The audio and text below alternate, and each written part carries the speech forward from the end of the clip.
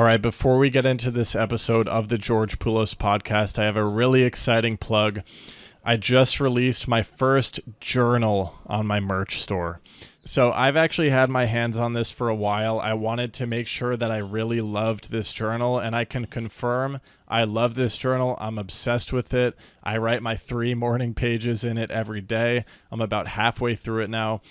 It's pretty. It feels good in the hand. It feels aesthetically pleasing when I'm writing with my gel pen. I love it, and I love the design. Enjoy the journey, right? As we're writing our morning pages, sometimes we're going to be really worked up, really stressed out, and other times we're going to be at peace. We're going to be coasting. Other times we're going to be in a high. It's all part of the journey, right? It all comes together and brings us to where we are, right? Yeah, I've been loving this thing. Morning pages. I've also been doing like task lists in here. It's really been great. I love the journal. I'm proud to be selling it on the store. GeorgePoulos.com/store if you want to support. And, you know, this could really be good for me financially if you really like this journal. My plan is every time I finish a journal, I'm going to release a new graphic. So we could actually journal in a new journal together, and that could create some sustainable income for me. So, hey, try it out. See if you like it. Write your morning pages in there. Again, that's GeorgePoulos.com/store. Now let's get into the episode. All right. Welcome to episode 45 of the George Poulos podcast. This is a podcast where I open up about my spiritual journey. And essentially my effort when I sit here and record this podcast is to be so present that there is no time to calculate what I'm saying. My effort is to just let the creativity fall right out of me, to become a channel for whatever the source of creativity is, to just let it come through. I find that when I succeed in achieving a state of let go and achieving a state of presence when I'm recording this podcast, I find that when I do that, I finish recording and I feel euphoric. I feel light. I feel floaty. I'll often finish recording and just go outside and feel so free and so light and so fulfilled and so present. The presence that I'm able to find while I record this podcast seems to seep into the rest of my day. And that's the beauty of true creativity. True creativity is when you're just flowing. You're just flowing. There's a natural creative urge inside of you. You just follow it. You just go for it. You get the ego calculations out of the way. It's sad, really, that the ego has this tendency to get us to not pursue our creative urges. You know, I think of my journey with the guitar. It's been such a beautiful journey. You know, I picked up the guitar when I broke my foot a couple years ago as a way to fill the time. And because I was starting out on my spiritual journey, I decided, you know what, it doesn't matter how good I get. It doesn't matter if I'm ever going to monetize this form of creativity. It doesn't matter if I suck at the guitar. It doesn't matter if I'm terrible at singing. If I want to play the guitar, if I want to start doing this creative thing, then by God, I'm going to do it. And man, this spiritual journey, it on the one hand, I was going to say it's a process, but on the other hand, when you really find tune with presence, when you're really in the present, there's no process. You're just here. But to finish out that thought, the spiritual journey really is a process because like I learned that, I embodied that wisdom when I picked up the guitar a few years ago. But then I find myself still a few years later, you know, more advanced on the spiritual path. I'll still find myself having a creative impulse, a joyous desire to do something. And my ego will still come in and try to calculate whether it fits into this capitalist system, whether it's the most productive thing I can be doing. But the good place is always seems to be to just follow the inner urges, follow the intuition. I have been really sucked into the worldly things for the past couple of weeks. You may have noticed I took a week off recording the podcast. I was so off center. I was so far from the embodiment of my spirituality. I was so wrapped up into the world, into the worldly things, that I felt like it would be irresponsible to try to record a podcast. Right? I was deep in my ego for the past couple of weeks, and I feel like I'm just now coming out of it, really. And I felt called to do the podcast today, so here I am. But basically what I've been going through is an apartment search. And this apartment search, and you never know what's going to get you. When you're a person who's done a lot of inner work and you understand that, and you understand the observer perspective, you understand that inner peace is always possible. I feel like I've had times where I felt like I figured it all out. I've like actually wondered, like, am I enlightened? Like, is there anything else that can get me? And then it turns out something as simple as an apartment search can completely get me. And what I mean by that is the thoughts, the external situation. I grabbed onto the external situation and I let it take me away. I became completely identified with the apartment search, right? So I lost touch. I disconnected from the awareness. I disconnected from the observer. I fully fell into little I. I fully fell into my ego. I became this little me, trying desperately to make the right decisions, being stressed out about if I was making the right decisions. I was so wrapped up into this apartment search that I was acting like everything was up to me. I was acting like I was totally in control of making sure all the right decisions were made, that everything went perfectly. I was micromanaging all the little things to make sure it all lined up, to make sure this was the right move. God, Jesus Christ. Man, I really fell into the hole with that one. The last time I really remember something coming up that really threw me off center was the episode I did on health anxiety. It was like maybe around episode 38, something like that. And got through that one using the spiritual practices, and now I feel like I'm just coming out on the other side with the apartment search. And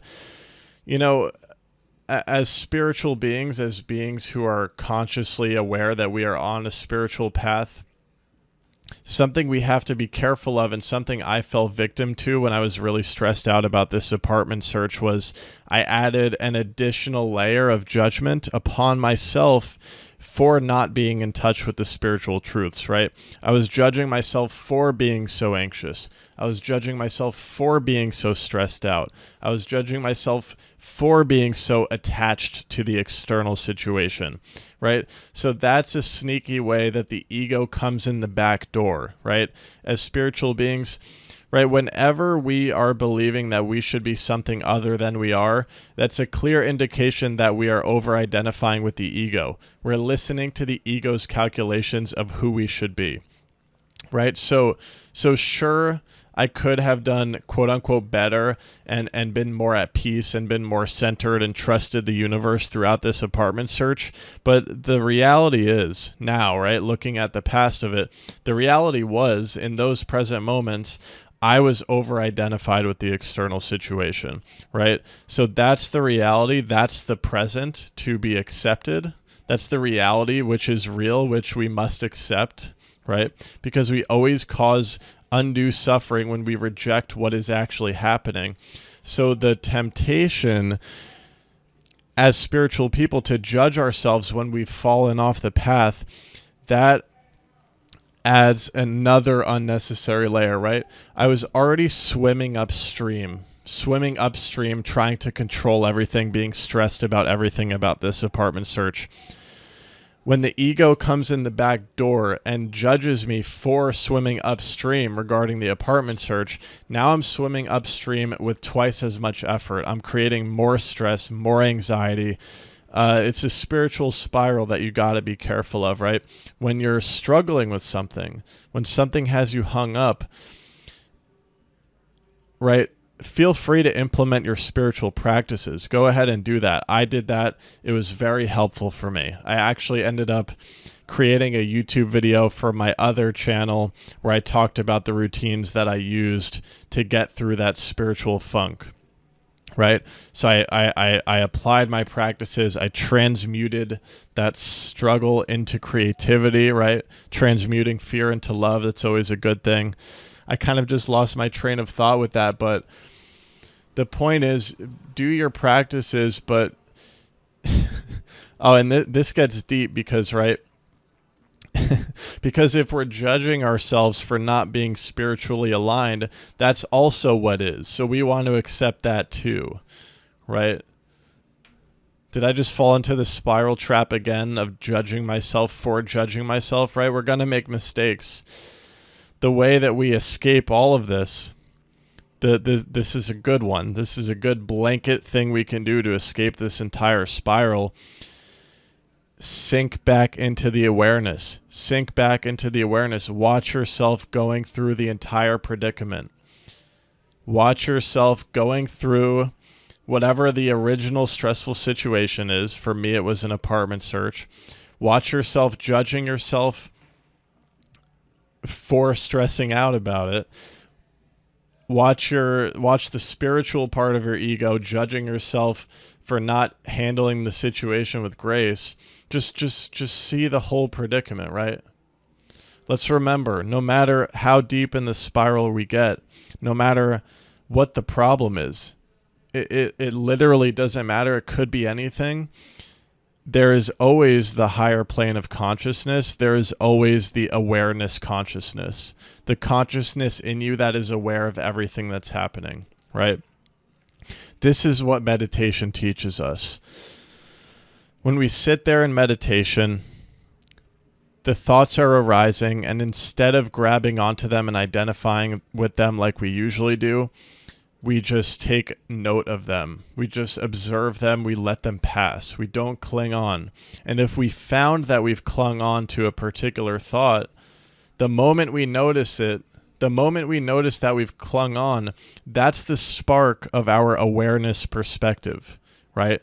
And you say, oh, I just clung on to that one. Let me come back to the center. A great analogy for this is watching a clear blue sky and you're watching the clouds going by. The clouds are your thoughts. They're going across the clear blue sky, right? You are not the clouds. You don't have to grab onto the clouds. Sometimes there's going to be really bad weather, right? And what I'm learning is that I'm not enlightened yet, because occasionally for me, the bad weather comes and I've totally lost sight of the blue sky. And sometimes I remember, but it's really deep down. I remember that the blue sky is there behind the bad weather, but sometimes it's a very distant remembering. And sometimes the remembering is very close, and there's bad weather, but I know it's passing. But other times there's bad weather, and I really get wrapped up into it, right? But over time, the weather passes anyway.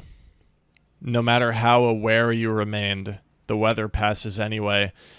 And then you're like, oh shit, I did that again. I did it again. But here I am again, and I see the clear blue sky, and now I start over. Here we are in the present moment.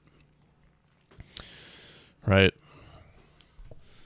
The apartment search, very, very interesting. I could get into this story a little bit. Right? So I'm dating this girl. And I knew since we did acid together in December, clear as day, that we should move in together. It was just clear as day, you know. the acid showed me. The acid got all of my fear and doubt out of the way. The acid showed me very clearly that this was something that I needed to do. Right? And then as the acid wore off, it's like, okay, things become very, very clear when you're on psychedelics, but then when they wear off, your ego models start to creep back in. So then it's like, okay, let's be realistic, the ego says. We've only been dating for a few months at this time. Maybe we should wait. I'm in the middle of a lease. I can't just get out of my lease. I don't know if I'm going to be able to find a subletter. Am I allowed to find a subletter? I have to check with my lease. Maybe it's too soon, right? The ego, this happens often, right? Our heart has a tug. Our heart is tugged in a particular direction, and we know that we ought to do that because that's coming from your source. Right, but the ego all too often comes in and clouds that clarity, right? So I've known in my inner being since December, but these fears and doubts that stem from the worldly plane, things like calculations, like, is it too soon to do this? What about my lease? What about money? Right? These worldly elements prevented me from doing that. It's July now, right? And this is, I feel like this speaks to manifestation, and I feel like we often find ourselves, we will have a desire. For example, my desire was moving out, right? And we can almost know that the manifestation is coming, but we find ourselves in a period where it's not here yet. And that's a very tricky period. When we're waiting on that manifestation, when we feel like internally we're ready for it, but we're waiting on it, we're waiting for the practicals to line up. Perhaps we're just not quite ready to put the fear aside, right? All the pieces haven't quite clicked yet for that manifestation to take effect. When we're in that period, and with reference to the apartment search, I'm still in that period, right? I'm still physically in this present moment, sitting in my current apartment. There's this abstract vision, and at this point the lease is signed, so it's the manifestation has already arrived in a sense, but in linear time it's still in the future. Right, so there's this waiting. And this is very tricky because it's tempting to put yourself in a state of waiting for that manifestation to arrive. But the problem if you're just waiting for something to happen is you're not living, you're not present, right? I feel like I almost slipped into this over and over and over again, and I did slip into it many times where I'm just like, just waiting for the thing to manifest. And that doesn't feel good because I feel like when I'm doing that, my mind is in the future. I'm not present with what is, right? As much as my mind has been wrapped up into this apartment search, I'm looking around right now, and here I am in this room, right? This is my reality. This is to be accepted. The manifestation is on its way. That's not in my control. Right? And this is very clear to me now because I went through this anxious period of doing things and interacting with the worldly plane and, touring apartments and applying and getting approved and signing the paperwork and all of these things, right? All of these things, I went through those in an anxious mess, by the way. But I went through those, and now as I'm sitting here, and this is a thought pattern, this is a thought exercise I like to do now and then. Now as I'm sitting here, it's as if I didn't do any of that. Right? What's my reality right now? Over the past couple of weeks, my reality was I'm looking for apartments, I'm doing all these physical things, moving things around, Now, it's almost as if the universe did all that for me, right? I'm speaking for this moment right here. It's almost as if the universe did all that stuff for me, and now there's literally a physical apartment that's on its way to me. And I have this awareness that this thing is coming. And I have this awareness that I did all these things in the past in order to make it happen. But sitting here today, it's like, right? When I was doing that apartment search, although there was stress and anxiety, I was taking the actions that were coming to me in the present, right? Where did the drive to take those actions come from? Was it really me? Was it really little I? Or was it a higher power guiding me, right? Where does our intuition come from? Where do the leanings of our heart come from? Is it your ego? I don't think so, right? I think it's the universe. I think it's the one that we are a piece of. I think it's source, right? Sitting here today, everything I've done in the past is out of my control. It's done. It's brought me here. Right here is the only thing that's real, right? Do you feel what I'm saying? That this thought exercise can collapse time, right? Time is a construct that we understand mentally. But speaking about reality, this linear construct of time is not real. It's only the present, right? There were moments in the past where the actions I took in order to get this apartment were erupting out of the present. But now in this present moment, there's nothing to be done. I am aware that the manifestation is on the way. And now I can do my spiritual practice of accepting what is. Even though I know this thing in the future is coming, I can be aware of my tendency to slip into the future. I can recenter. I can do my spiritual practices, meditation, morning pages, gratitude journaling. I can employ these practices to ground myself in the present, right? Being in the present is what enabled me to have access to the actions that I had to take in order to make this manifestation come true, right?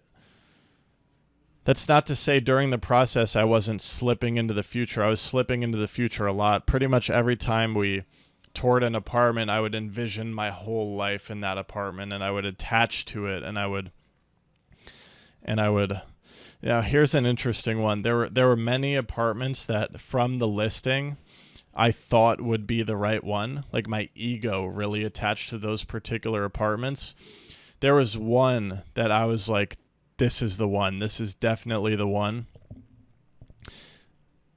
Saw the apartment, and my body had a reaction that was clear as day that was negative towards that apartment. My body knew that was not the right one. Because my mind had attached to that apartment, I actually went through this struggle to listen to my intuition. It was clear as day that was not the based on the feeling I had in my body when I was physically inside of that apartment touring it. It was clear as day that it was not the one, but because my ego had attached to that one, I went through this crisis. I knew, but my ego really wanted to be right. So I went through this crisis, ultimately very proud of myself for listening to my intuition. You know where I learned this lesson? I learned this lesson getting one of my tattoos.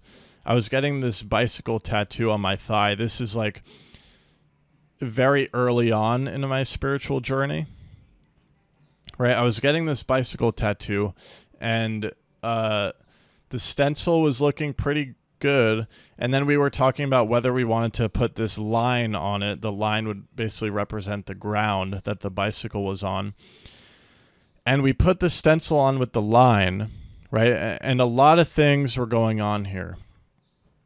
I felt in my body that I didn't want that line there, right? But the stencil was on I identify as someone who used to be a people pleaser. I've been healing out of that over time, right?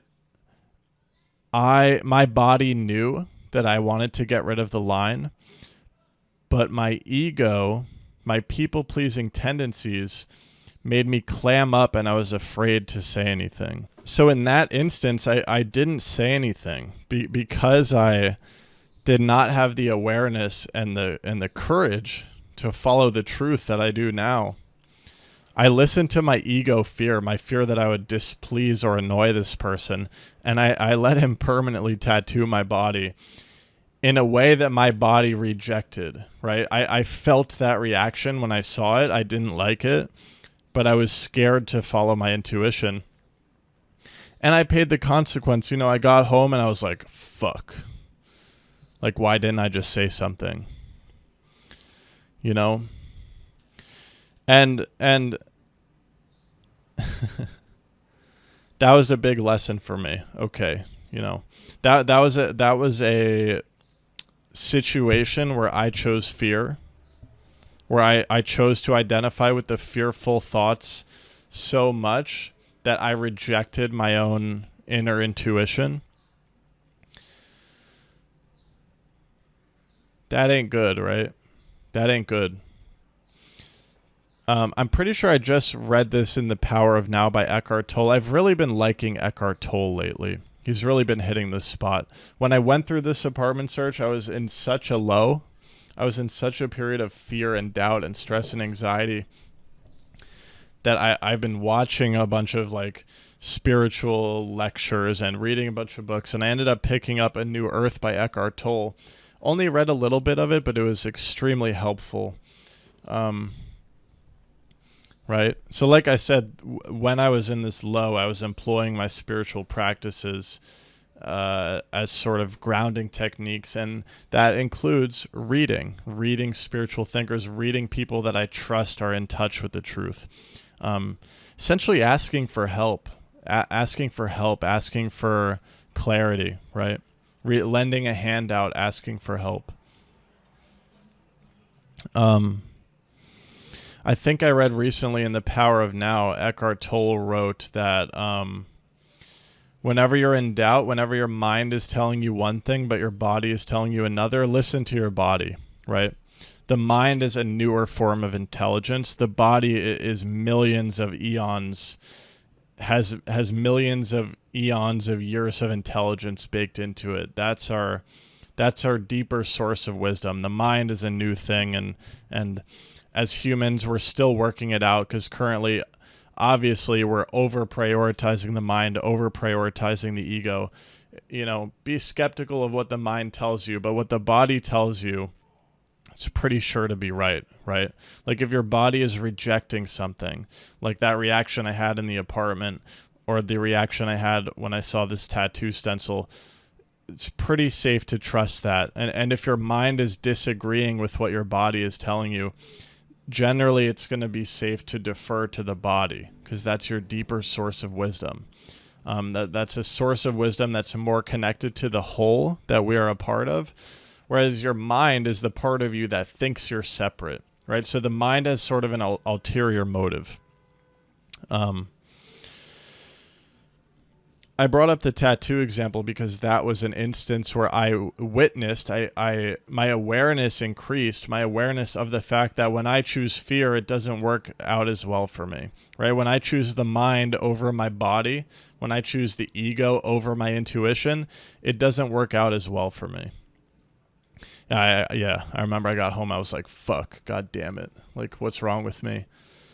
And then I accepted it. Then I accepted what happened, because like I said, when I got back home and I was having that like, oh fuck, what did I do experience, the mistake was already in the past, right? And now I've learned from it. And now it's very clear that I've learned from it. And this apartment is the perfect example, right? Like getting a tattoo that I wasn't totally happy with, that I knew I wasn't totally happy with, that situation kind of repeated with this apartment, right? We had like told the agents that we were going to apply. We started the application. I left this part out because I'm embarrassed. I dropped a security deposit on this apartment before seeing it. And then when we went into it, I was like I felt that sinking reaction in my body. But right, because I've learned from this tattoo experience, I've learned to trust my intuition, to trust my body response, to toss the mind aside when it's throwing a fear-based tantrum. Right? I had this crisis about whether to follow my mind or my body, but this time I trusted the body. Got our deposit back. Wasn't worried about people pleasing to the brokers, We just asked for it back, so we changed our minds, and it all worked out, and I'm very grateful. And then the apartment that we ultimately ended up following through with, the body felt at ease during that apartment tour. The apartment search was a very interesting spiritual practice. It was this constant battle between mind and spirit, right? And I think ultimately we chose spirit. We let spirit lead, I should say. So yeah, that whole search was a very spiritual practice, and it was this constant battle between sorting through the incessant mind activity. Jesus Christ. Or not sorting through it, right? But trying to see through that thick cloud of mind activity. And I think ultimately we did that. Okay, that was my initial ramble. Now we're going to get into some Q&A. But before I do, quick meta update about the podcast and my work and whatnot. So I've got the skate channel, right, that you've heard me talk about. This, for me, sort of represents a creative project that I did in the past that was very dominated by ego achievement based thinking.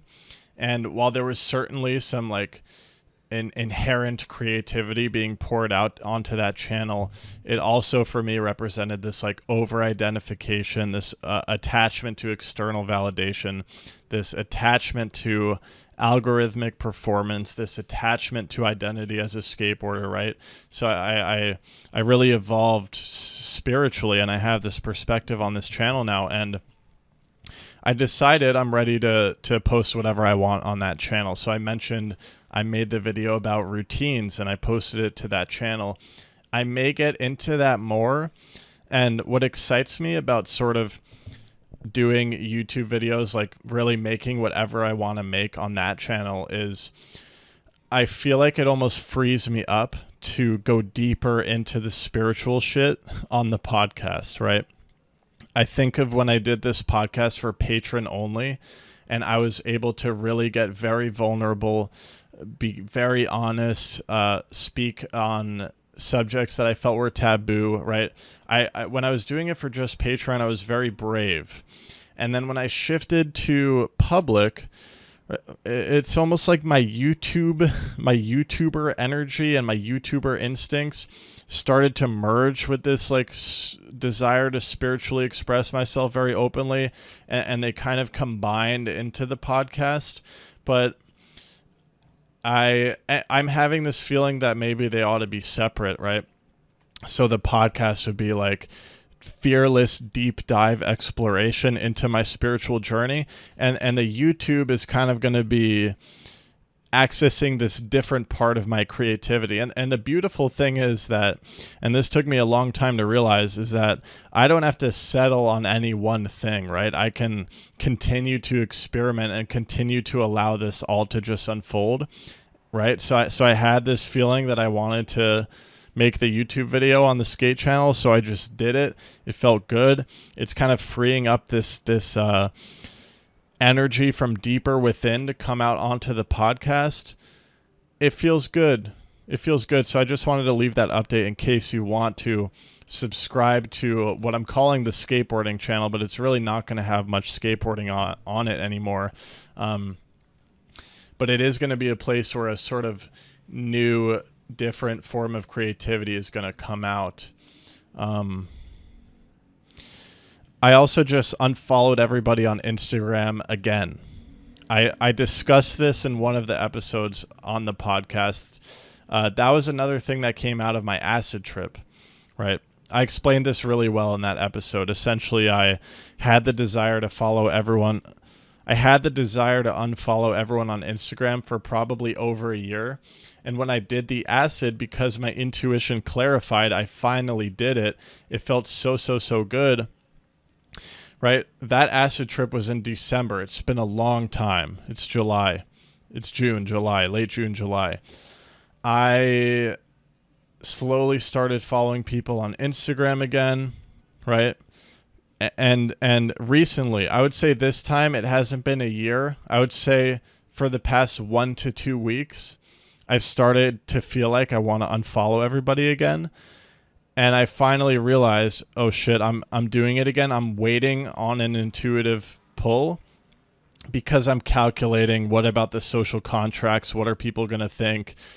And then my ego will throw, oh, I've unfollowed everybody. I'm following people again. And then I'm going to unfollow everybody again. People are going to think I've lost it, right? That's all ego. That's all ego.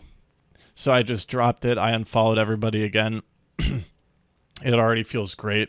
I already feel more creatively free. I think I've shared this already, but I'll say it again. Right, unfollowing everybody on Instagram for me had a tremendous opening effect on my creativity. I suddenly felt like I could be anybody on Instagram. I had nothing to prove, no friends to satisfy, no social contracts to uphold. I also asked my parents to unfollow me and to not look at my profile. That was kind of a brave thing for me to do, right? I was worried about offending them. Kind of felt like I was taking this like further step away from them in my growth as an individual.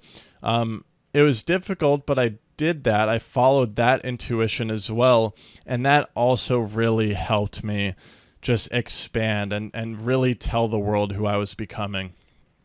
Right. So the encouragement here for you is if you're someone who has the intuitive desire to express yourself on social media, and you feel like the presence of certain friends or family or parents or anyone from your past, if any of their presence is causing you to second guess your creativity because you feel the need to please them or perform for them, or you're worried that they're going to think you've lost your mind, please set boundaries by removing those people from your followers list, blocking them if you have to, communicating with them if you have to.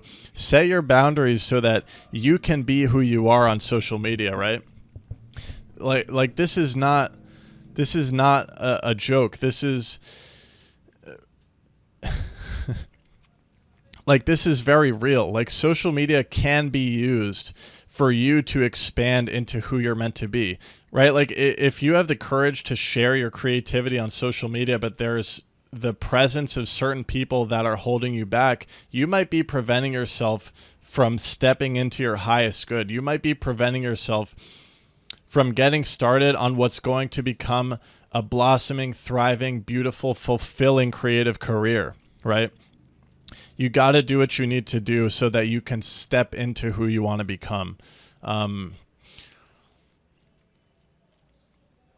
of the reasons I'm sharing this is because I keep telling people how freeing it was for me to kind of unfollow people, to block certain people, to set a boundary with my parents that they stop viewing my social media, right? The freedom and expansion that I felt is tremendous, right? And this freedom and expansion is allowing me to connect authentically with my people out there, right? So this is very important. And that little ego calculation of, oh, what if I offend them? You're going to let that prevent you from expanding into who you're meant to be? No, follow the intuition, block people if you have to, expand, extend your love, extend your creativity, try it all, do it all, be yourself on social media. And of course, this is a metaphor for real life as well. If there are people around who at this present moment are energetically blocking you off, vibrationally blocking you off from your highest expansion, try out some space. See how that feels. See if you're able to expand more, right? We all have the right to expand limitlessly, and it feels good when you allow yourself to do it, right? So do what you need to do to let yourself expand. All right, I'm going to get into the Q&A now. I have 3 questions. The first one is from Patreon.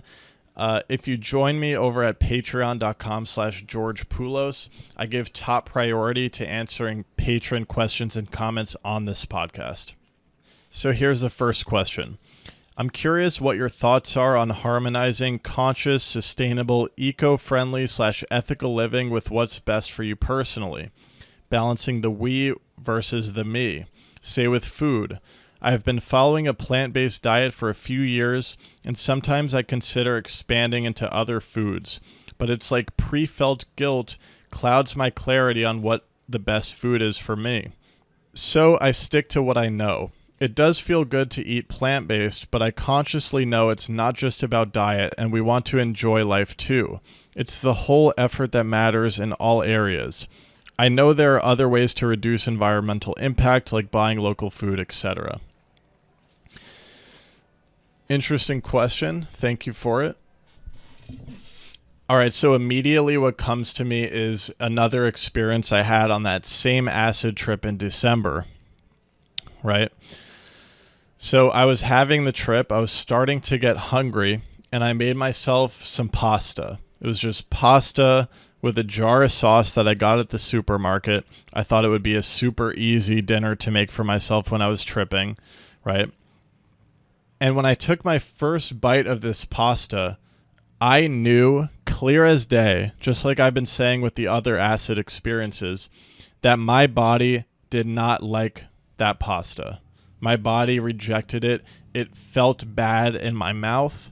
It felt bad being swallowed. It felt bad in my stomach. It made me feel bad.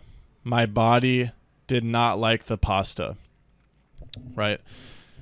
In my normal state of consciousness, where I am subject to fear and doubt, and where I'm subject to listening to my mind over my intuition, I likely would have made this calculation. Oh, I already spent my money on the pasta. I already made it. I should probably just eat it. Because I was having a psychedelic experience, because I was practicing with yogi medicine, I was so in tune with my intuition. My body rejected that pasta no more, right? And then I ate an apple, and eating the apple felt perfect. It felt absolutely perfect to eat that apple. Biting it, chewing it, swallowing it. My body felt more sprightly, right? This is all to say that our body, our intuition, at all times is telling us what is good or bad for us. And here's the kicker. When you're listening to what let me rephrase.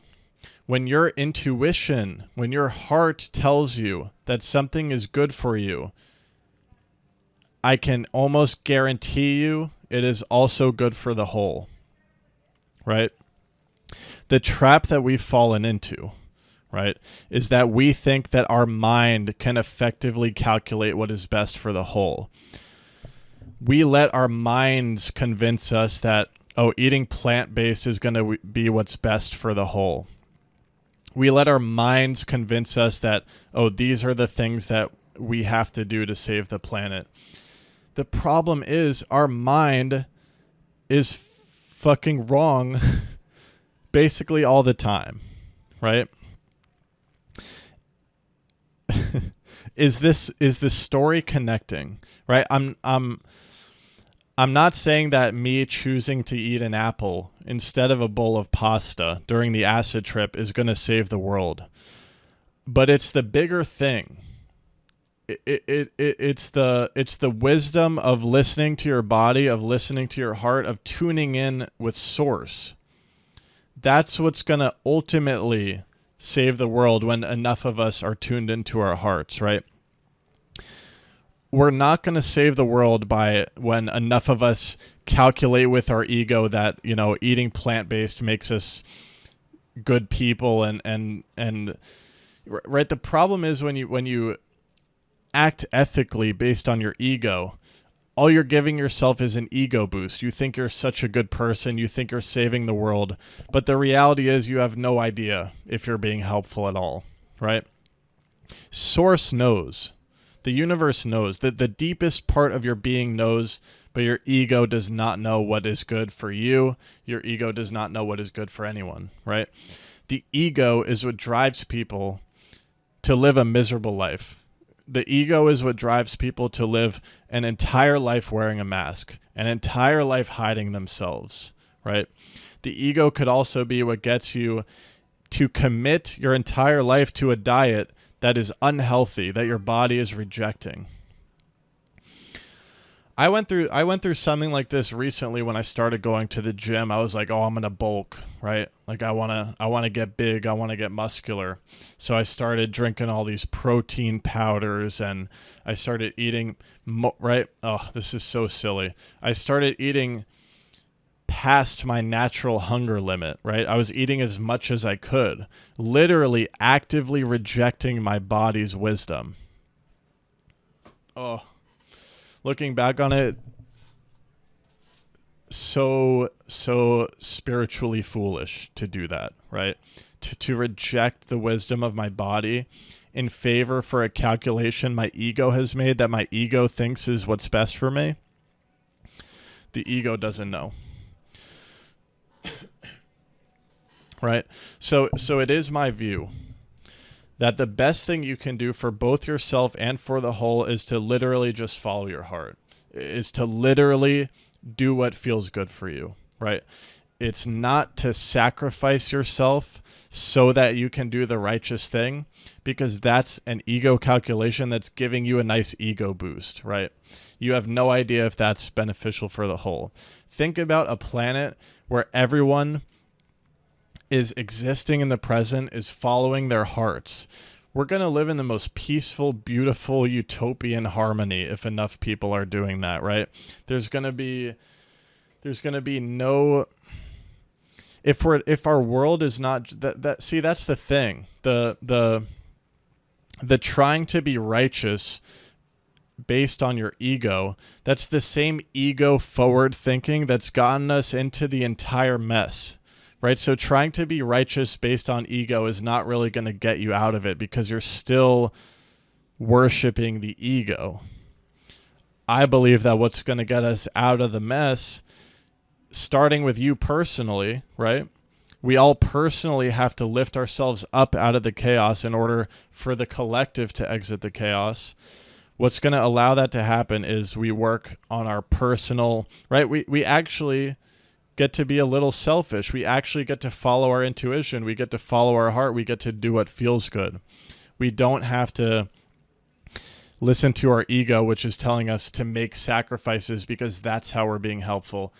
That's ego-led thinking. It's the same kind of thinking that's gotten us into this mess, right? So that's what I think. I don't really think it's about, making sure you hit all the check boxes of how to be ethical and moral and environmentally friendly and eco-conscious. You can do those things, but take it lightly and always defer to your intuition. That's my view on that. Thank you for the question. All right, here's a question from TikTok at George Poulos on TikTok. I love your content. I was wondering if you could ponder this kind of painful truth. My therapist talked with me this past week. She asked me how I self-regulated when I'm feeling lonely, and I told her that I would often remind myself that my honey is out there. She told me I needed to make space for the idea that I could be alone forever and to accept and be okay there. Your words always make sense to me, and I'm just curious on how to go about this and your thoughts. So I agree with your therapist. You should make space for the idea that you could be alone forever. the thing is, but it's not as scary as it sounds. The paradox is that when you are 100% content being alone, you will attract more love and abundance than you can possibly imagine right now, right? When you're in a scarcity mindset of needing other people in order to make you feel complete, then you're in a bit of a desperate place. You're in a place of need. You need people, right? You're looking around for people to accept you and to be with you. You put yourself in a scarcity mindset. You put yourself in a less than thou position. If you are literally 100% vibing on your own, everyone's going to start to turn their heads and look at you and be like, huh, that person's vibrating high. That person is glowing. I want to be a part of that. You're literally going to become a super attractor, right? So it's tricky, right? Because it's scary to lean into and accept the fact that we could always be alone. But when you lean into and accept that possibility, the reverse is likely to happen. And the thing is, let's say in the very off chance that your true calling is to be a recluse out in the woods and not interact with anybody for your entire life, in the very off chance that that's your true heart calling, the thing is, when you follow that true heart calling, it's going to feel fucking amazing. You're going to get your abundance from nature, from the trees, from the stars, from the sky, right? If that's your true heart calling, it doesn't matter if there are people there to share it with you. You're going to be so fulfilled. You're going to be more fulfilled than you could ever be by people, right? That's why you have to let go of specifics. You have to, right? In this society, our culture has ingrained it into our minds that the way that we are going to find love is through this very traditional kind of perfect relationship, right? This normal ass marriage, right? And we're all going around and we're attached to this idea. We have our freaking blinders up, right? We're not seeing how much abundance is always there because we're attached to this very specific outcome. When you relax all that, when you drop what the society has told you, and you tune into your heart calling, and you accept the fact that, you know what, I don't know if I'm meant to be in a relationship. I don't know if I'm meant to get married, right? Maybe abundance is going to come into my life through friends. Maybe it is going to come to me through a relationship. Maybe it's going to come to me through nature. Maybe it's going to come to me through roommates, right? Open yourself to all possibilities of love, right? That's how you take your blinders off, and you're going to start to see how much love there really is. So I do agree with your therapist. Try to get to a place, and this is going to require some inner work, but I'm telling you it's worth it. Try to get to a place where you're okay dancing on your own, because then everyone is going to want to dance with you, and you're going to have too many options to choose from. You're going to have the other problem where there's so much abundance that you don't know how to manage it, right? And I want to say, in the meantime, while you're doing this inner work, you don't have to isolate yourself, right? I can almost guarantee you that right now there are people in your life who love you, right? There is love around. And even if there's literally no one, the trees love you, the stars love you, and I'm not shitting you. Maybe it's your cat that loves you. We all have love. We just need to open our eyes to see it, and we can still dance with those people while we're working on ourselves. Absolutely. But the vision is to be totally at peace with ourselves, totally unconditionally in love with ourselves, because that creates the most powerful magnet to abundance, to love, that you can possibly imagine. All right, next and last question. This one's coming in on YouTube. Before I watch this episode, I wanted to hear your opinion on this feeling I'm having. In being more and more spiritual and in line with my sense of self, I sometimes feel a judgment towards people still stuck in their patterns of thought that most of the time obey to every single craving and feeling. I feel like I'm one step ahead of them in discovering the true nature and gift of life, and it makes me judge them. I know very well I should be neutral to my thoughts and feelings, but I just can't wrap my head around this judgment I have towards other people that I used to love, but slowly realizing they're everything I was and nothing that I am. I wanted to know if you have ever experienced this kind of feeling, and if yes, how do you see other people that are still stuck in societal norms? Cool. Okay, I really appreciate the question. This is one that I've really been dealing with more recently. I did have an answer come in loud and clear, and I don't want to claim that I'm perfect in this regard, but here is my answer. Right. Earlier in this episode, I discussed the trap of the ego coming in the back door, right? This is when you're on a spiritual journey and you find yourself in a spiritual predicament and you judge yourself for not handling it perfectly according to the spiritual truths that you've learned about, right?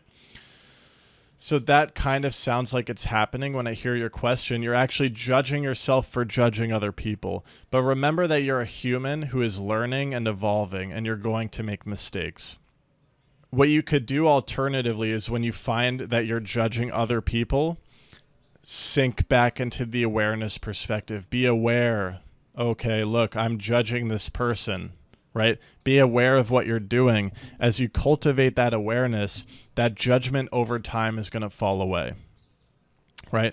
It's pretty, right? It's kind of easy to understand intellectually why we shouldn't judge people, but it's harder to actually embody that enlightened form who's not judgmental of anybody. But let's get into why we shouldn't judge people. We shouldn't judge people because there was a point on our spiritual path where we were exactly where they were, right? We had no idea about spirituality. We had no idea about the present moment. We were totally sucked up into the world. We were totally at the whims of our desires and cravings, right? Doing this and that. We were doing the same things that we're currently judging other people for, right? And it could very well be that that person that you're judging for exhibiting some kind of behavior that you've already grown out of, it could be that in 5 years' time, they're going to find the spiritual path and be completely enlightened, right? And they're going to be eons closer to the truth than you are, right? So we really have no basis to judge others. And as we notice ourselves starting to judge others for not being as spiritual or not being as aligned or for not understanding the things that we are beginning to understand, that's a sign that it's time to look within ourselves. Because if we're judging others, all we're doing in some roundabout way is judging ourselves, right? So we really need to take a look at that and introspect and meditate about, why do I feel the need to judge another person? Is that giving me an ego boost? Am I falling into the trap of my ego thinking that I'm some spiritual god or something?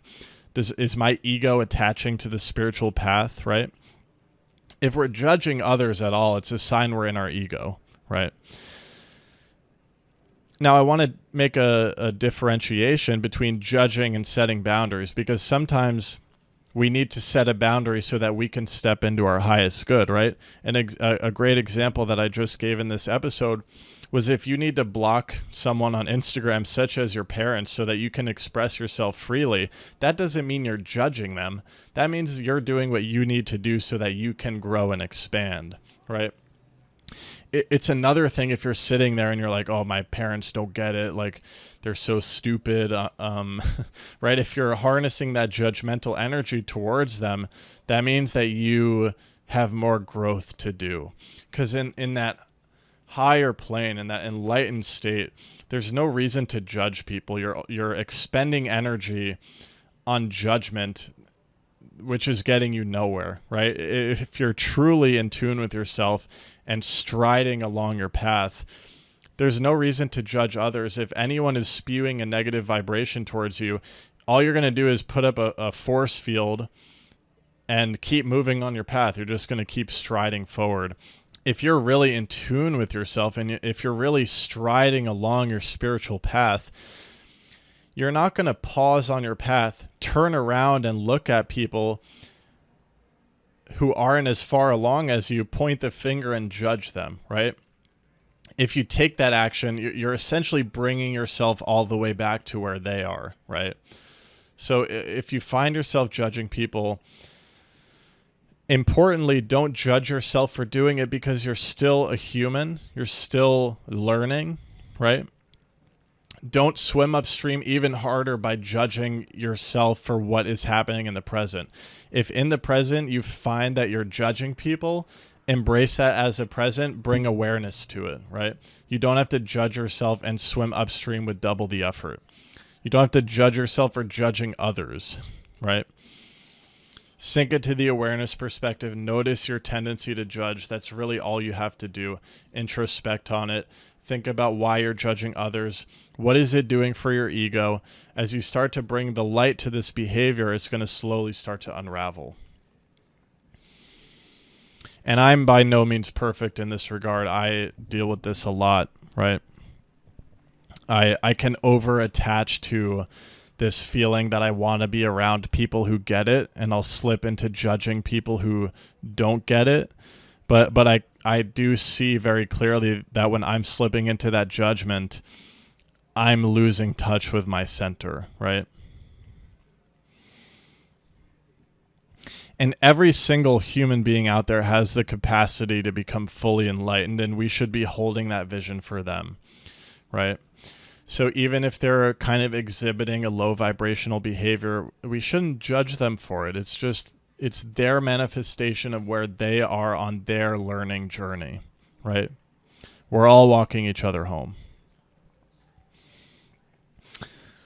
Okay, that's the episode. Thank you for listening. I want to reiterate this idea that I've shared before, but if you have any response to this episode, I encourage you to literally, before you write your comment, get present, really get into this present moment, and then transmute, right? You leaving a comment or a question is a form of creativity. So literally transmute it from source. If your ego starts judging what you're writing and starts calculating how to make it sound perfect and articulate, and is it too weird and is it too crazy, be aware of what your ego is doing and transmute that creativity anyway. I really love the idea of tuning into how you guys are responding presently to these episodes as they're coming out. And I think that's going to give us the best topics to discuss, right? The topics that spring from source as opposed to ego. So anything you're going through, please feel free to share. On that note, I do offer one-on-one spiritual chats. The price is going to be raising soon. Because I'm getting a lot of calls booked, but I have been loving these. So if you want to dive into anything one-on-one, that link is below. Don't forget to pick up and enjoy the Journey Journal. These things are really awesome. Write your morning pages in there, and we'll leave it at that. Wow, I love you all. Namaste. Thank you for sharing this presence with me, and we'll catch you next week. Godspeed.